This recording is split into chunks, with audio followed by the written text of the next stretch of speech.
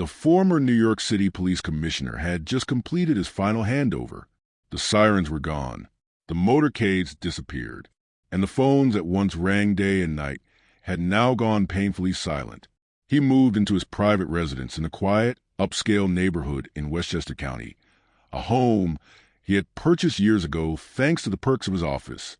Every evening, he strolled the tree-lined streets of the gated community, not to enjoy the serenity, but to be seen.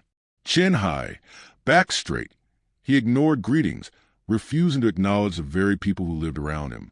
"Why should I say hello to them?" he often muttered. They never wore the badge, never commanded precincts. One humid evening, he settled on his usual bench beneath the old oak tree at the community park, a massive thing that creaked ominously in the breeze, as though it had secrets to tell. As dusk settled in, a slender elderly man approached and sat beside him quietly.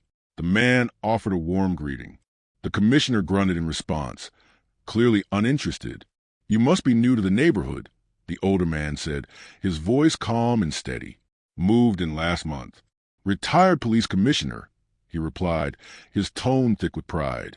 Without hesitation, he launched into a long monologue tales of his authority, high-risk operations, brushes with mayors, senators, and the governors he advised. He boasted about how his mere presence once made traffic scatter, and how he now lived here not because he had to, but because he owned the property. The man simply nodded and listened. Day after day, the same pattern repeated.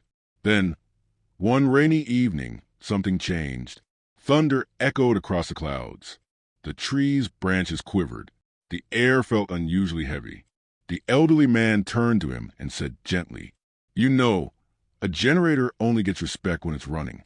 Once it's off, no one cares if it was 2.5 kVA or 250 kVA. It's just metal." The commissioner tensed. "I've lived here for almost 7 years," the man continued. "Not once have I told anyone that I served 2 terms as a United States senator." The commissioner blinked. The man continued, his voice still calm but firm. "That guy walking his dog over there? He was a federal judge. The woman tending her roses? Retired State Department official.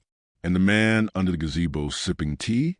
4-star general retired from the Pentagon." He let the words settle. "Nobody here clings to what they were. We just live."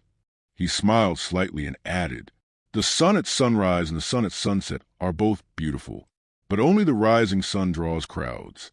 That's just how people are." Then came the words that struck deeper than any bullet. Once retirement enters, power, titles, relevance, they all walk out. The wind picked up. Leaves rustled. A dog barked in the distance. The man gently placed a hand on the commissioner's shoulder. "Sir, what remains when all the noise fades is the life you actually lived. Not your badge, not your title, not your motorcade."